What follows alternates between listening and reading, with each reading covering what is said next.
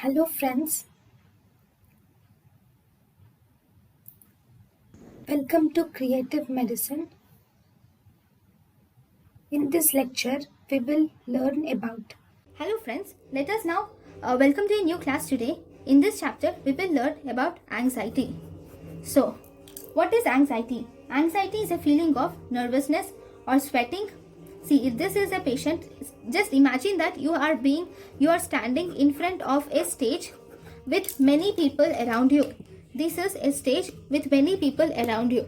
When you are standing in front of them and you are giving a speech, okay, then what is your uh, mental status? That is what you feel in anxiety. In anxiety, there will be feeling of nervousness, there will be sweating, there will be tachycardia, there will be restlessness, tremors, mydriasis, diarrhea, urinary frequency, cold clamming skin, and hyperreflexia. You feel like going to washroom again and again when you feel nervous, right? So that is the clinical features of anxiety. This anxiety can be divided into two types. One, we have acute anxiety disorder. Okay. Second, we have generalized anxiety disorder. We will see in each of them in detail. So in acute anxiety disorder, this can occur in presence of some anxiogens, okay, or in whenever you go through an anxiety disorder. Like for example, if you stand in front of many people and if you start giving speech, the anxiety which you get is acute anxiety disorder. And there is one thing which is called as anxiogens. What are these anxiogens? There is anxiogens. So what are you going to see in anxiogens? These anxiogens will activate the anxiety. So these include carbon dioxide, sodium lactate, substituted amphetamine, L-dopa, methylphenidate, modafinil, GABA antagonist, serotonergic agents, adrenaline, antipsychotics, dopamine antagonist like reserpine, eopipam, and cholecystokinin. So all these are the anxiogens which cause anxiety. Remembering all this is not necessary, but at least try to remember this cholecystatin at least, because this cholecystatin has been asked in certain examinations repeatedly. Now, what is the treatment of choice for this acute anxiety disorder? Acute anxiety disorder, the treatment of choice is benzodiazepines. If you have any performance anxiety while you are giving your first speech or while you are going to the exams, the anxiety which you get is performance anxiety. In that, the best treatment is beta blockers. Okay, so this is the different types of anxiety. Then we have generalized anxiety disorder also. What is this generalized anxiety disorder? The same features of anxiety which we have, like free floating anxiety, apprehensive thought, motor tensions, all these anxiety symptoms which I have said, like sweating, tiredness, tremors, palpitations. If all those symptoms, diarrhea, increased urinary frequency, going to washroom again and again, being tensed, sweating, palpitations, if all those are present for 6 months, okay, then we call it as generalized anxiety disorder. The causes are known. Cause can be anything, but if they are present for 6 months, then we call it as generalized anxiety disorder. What is the treatment? Treatment can be of two types. One, if the patient has acute treatment for generalized anxiety disorder is benzodiazepines, which is the drug of choice. But if the patient has long-term treatment, for long-term treatment we can use either selective serotonin reuptake inhibitors, tricyclic antidepressants, or you can also give buspirone, which is an anti-anxiolytic. So these are the two differences between the anxiety disorders, that is generalized anxiety disorder and acute anxiety. There is one more disorder which comes under anxiety disorders, which is called as panic disorders. There is one more which is panic disorder, which also comes under anxiety. So what are you going to see in this panic disorder? In this panic disorder, there will be severe anxiety. Now the patient, so this is the graph thing, that the patient is normal now, his heart rate, everything is normal, and suddenly there can be any stimulus or there cannot be any stimulus also. Mostly there will be some stimulus. Because of the stimulus, he has sudden spontaneous attack, and this attack lasts for 10 minutes or around 30 minutes also, half an hour also, and he feels that he's going to die. That is, he has a feeling of impending doom or die or being crazy. So that is called as panic disorder. Okay. Here, what are the clinical features? Here, he senses palpitation, sudden sense of palpitation. He feels he has chest pain, choking sensation. He'll have dizziness and feeling of unreality. Everything is collapsing in front of him. That is panic disorder. Okay. And if he had a panic disorder now, and in the second, this is one panic disorder, this is second panic disorder, between the two panic disorders, his mental status is completely normal. This panic disorder occurs most commonly at the age group of around 25 years, and it is more common in females than in males. Okay. And here this occurs with the help of neurotransmitters which are helpful in this panic disorder. They are serotonin, norepinephrine, GABA, and cholecystokinin. All these are involved. Norepinephrine, serotonin, GABA, and cholecystokinin are involved in the panic disorder. See, if there are 4 or more panic attacks, not one, but 4 or more panic attacks per month are present, then we call it as panic disorder. Because every one of us might have had one or at least one panic disorder in our life. It can be during exams, or it can be during any situation. We might have had at least one panic disorder, one panic attack, but that doesn't mean we had panic disorder. So at least there should be 4 or more panic attacks per month. If there are there, then we can classify that person as panic disorder. The treatment of this panic disorder it depends upon whether it is panic attack. Now, if the patient is having this panic attack, then you should give benzodiazepines, because these benzodiazepines will calm the person instantaneously. Then, if he had a panic disorder, okay, then for long-term treatment, you can give either selective serotonin reuptake inhibitors, or you can give tricyclic antidepressants. Okay, so this is about the panic disorder. Next.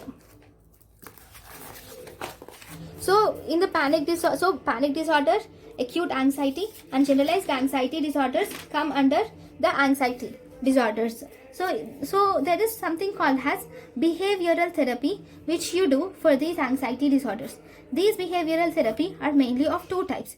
One, we can have relaxation. In the relaxation, we ask the person to do deep breathing or pranayama, or you can ask the person to go to do Jacobson progressive muscle relaxation technique. This is Jacobson progressive muscle relaxation technique. And we have biofeedback also. What is this biofeedback? Biofeedback is we give, if the person has anxiety, we ask him to see or think it is red light, and on seeing the relaxation is green light. So we will have to ask the person every time to relax himself whenever he feels anxious. Then we have cognitive behavioral therapy can also be done in the behavioral therapy of anxiety disorder. There is one more important thing. The next topic is about the phobia. There is something called as phobia. What is this phobia? Phobia is fear. Excessive fear or irrational fear of things which are not usually feared by others. That means, for example, I might not be feared by dogs. I don't have phobia of dogs. But if someone else had fear of dogs, then that is called as phobia. Okay. So, examples, there are many types of phobia. One, we have social phobia. Social phobia is fear of going into public and speaking with people. So, that is social phobia. Then we have agoraphobia. Agoraphobia is fear of places from where easy escape is not possible. So, it can be you are in closed space like lift. Okay, if you are in closed space like lift, that is claustrophobia. If you are in heights like a high tall building, then that is acrophobia. Then you were in complete dark. You were in a room, and in that room there is complete darkness.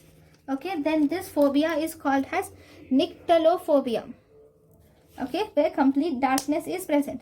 If you fear for cats, then that is Agoraphobia. Okay, if you have fear to the water or water bodies, then that is hydrophobia. If you fear to the dogs, then that is cyanophobia. Okay, if you If you fear to the fire, then that is pyrophobia. Okay, if you fear to any animals, then that is zoophobia. If you fear to death, that is thanatophobia. Okay, so these are the different types of phobia which you see. So what are the differential diagnosis of phobia? Differential diagnosis of phobia can be MI, which is myocardial infarction, angina, mitral valve prolapse, asthma, pulmonary embolism, pheochromocytoma, carcinoid syndrome, or hypoglycemia. So all those are the differential diagnosis of phobia. Now, what is the treatment of phobia?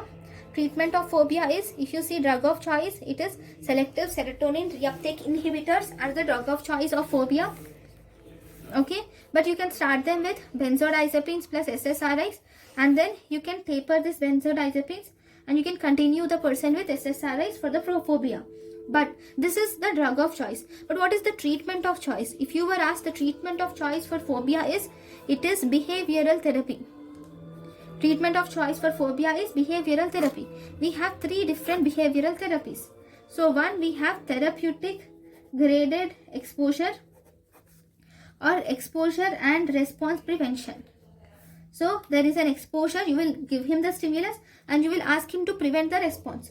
That means if he is frightened of dogs, you will ask him to see the dog first, and then that is first stimulus, and you will ask him to prevent the response. Then second time, in the next session, you will ask him to go near the dog, okay, and to prevent his response. And the third session, you will ask him to go even more nearer to the dog and ask him to prevent the response. In the fourth session, you will ask him to touch the dog, okay, and be calm. In the 5th session, like that, you will increase the dosage. Okay, that is therapeutic gradation, exposure and exposure and response prevention.